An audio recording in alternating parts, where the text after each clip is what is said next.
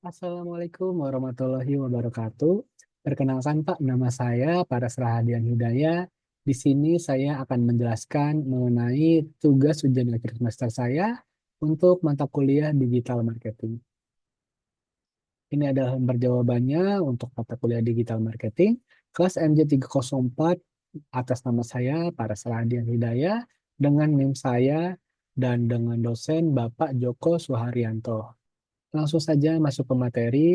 Di sini saya akan membahas mengenai transformasi digital marketing Indonesia di tahun 2026, navigasi AI dan era baru e-commerce. Mengacu pada tren yang ada di Kompas Money, industri saat ini sedang berada di titik persimpangan besar, yaitu penggunaan AI bukan lagi pilihan, melainkan standar operasional untuk bertahan di pasar yang kompetitif.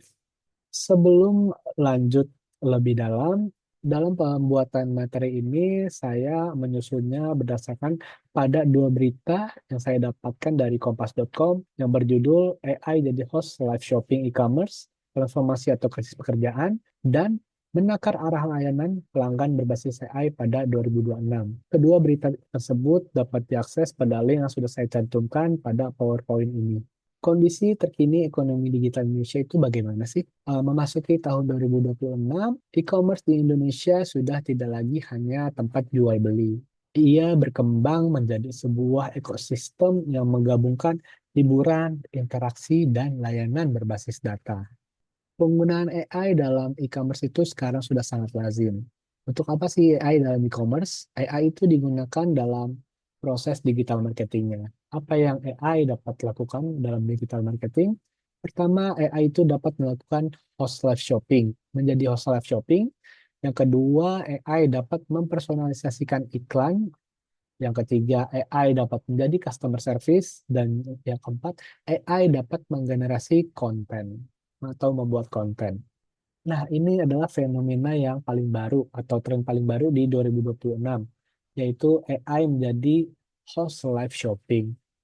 Sekarang perusahaan dapat melakukan siaran jualan selama 24 jam tanpa perlu membayar host manusia, sehingga biaya operasional menurun drastis.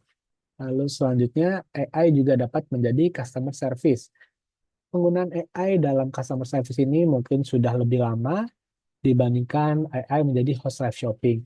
Tetapi di tahun 2026 ini menaik tingkat. AI itu tidak hanya menjawab pertanyaan pelanggan, tetapi AI dapat memprediksi masalah pelanggan sebelum pelanggan tersebut mengeluh. Inilah yang disebut sebagai predictive customer service. Lalu selanjutnya yaitu personalisasi iklan. Jadi terdapat algoritma pada sosial media yang sering kita gunakan. Nah, algoritma tersebut datanya dapat dikumpulkan oleh AI sehingga memungkinkan iklan digital menjadi sangat personal. Setiap orang bisa melihat iklan yang berbeda sesuai dengan perilaku dan minatnya. Lalu selanjutnya yaitu AI generated content atau konten yang dibuat oleh AI, yang diproduksi oleh AI. Jadi selain iklan yang personal, iklan yang targeting, AI juga dapat menghasilkan konten pemasaran secara otomatis, mulai dari caption media sosialnya, desain visualnya, video promosinya, hingga suara host atau suara videonya. Itu semuanya bisa dilakukan oleh AI dalam waktu yang singkat dan jumlah yang besar. Ini memungkinkan brand menyesuaikan konten dengan setiap segmen audiens secara real time atau setidaknya adaptif dengan cepat. Bagian ini membahas mengenai digital funnel dan customer journey. Awareness customer kepada brand, awareness customer terhadap brand itu dapat diciptakan melalui konten video pendek yang diproduksi secara massal oleh AI. Lalu ditambah algoritma dan personalisasi iklan, itu semakin meningkatkan awareness customer terhadap brandnya. Lalu yang kedua, consideration. Penggunaan virtual reality untuk mencoba sebelum membeli. Misalkan mencoba kacamata. Jadi sekarang itu banyak brand kacamata di websitenya atau di aplikasinya dapat mencoba kacamata seolah-olah mereka memakai kacamatanya secara langsung tanpa harus ke tokonya langsung. Lalu conversion. Conversion ini terjadi secara mudah dan nyaman serta efisien di live shopping dengan host AI yang mampu merespon pertanyaan stok barang secara instan. Ini adalah aplikasi yang sebelumnya saya bahas dari e-commerce yang bukan lagi platform jual beli, tapi juga platform entertainment gitu. Lalu data driven marketing dan content marketing. AI memungkinkan perusahaan melakukan segmentasi pasar hingga ke level individu, bukan lagi sekedar kelompok umur atau lokasi. Ini adalah yang saya maksudkan tadi mengenai personalisasi iklan. Nah, lalu iklan atau konten yang ditampilkan juga bukan hanya ditonton saja, tapi ada pergeseran jenis iklan sekarang yang tadinya bersifat umum, yang hanya kita tonton saja, kita tunggu, menjadi konten yang interaktif dan adaptif secara otomatis. Jadi sekarang banyak iklan itu yang bisa kita mainkan atau bisa kita interaksi secara langsung dengan iklannya. Jika kedua hal itu digabungkan dengan AI generated content secara massal dan dapat dilakukan dengan waktu singkat, ketiga hal tersebut dapat menjadi strategi yang sangat kuat dalam hal digital marketing. Dampaknya bagaimana? Dampaknya di sini saya bagi menjadi tiga, dampak terhadap bisnis, sosial, dan konsumen. Untuk bisnis, AI memang memberikan efisiensi yang sangat tinggi dan layanan tanpa batas waktu dan serta biaya yang minim. Tetapi memiliki dampak sosial, yaitu AI dapat menjadi resiko bagi tenaga kerja. Bagi SDM yang sebelumnya menjadi host live shopping dan menjadi customer service, itu terancam tergantikan seluruhnya oleh AI.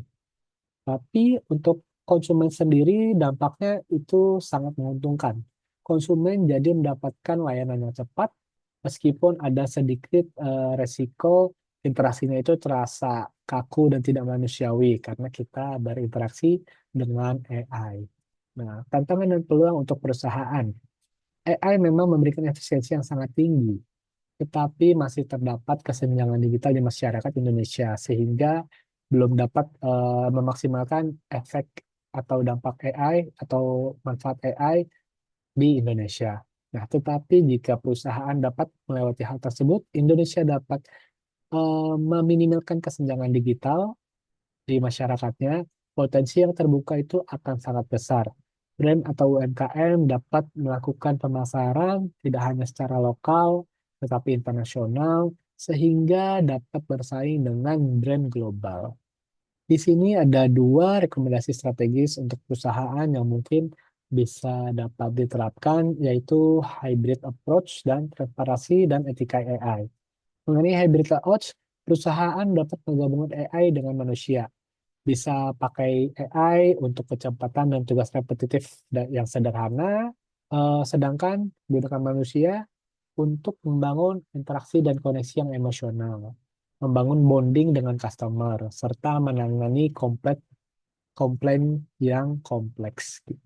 Mengenai transparansi dan etika AI, sebaiknya perusahaan itu selalu menginformasikan, selalu memberitahu customer atau pelanggan saat mereka sedang berinteraksi dengan AI untuk menjaga dan membangun kepercayaan brand tersebut.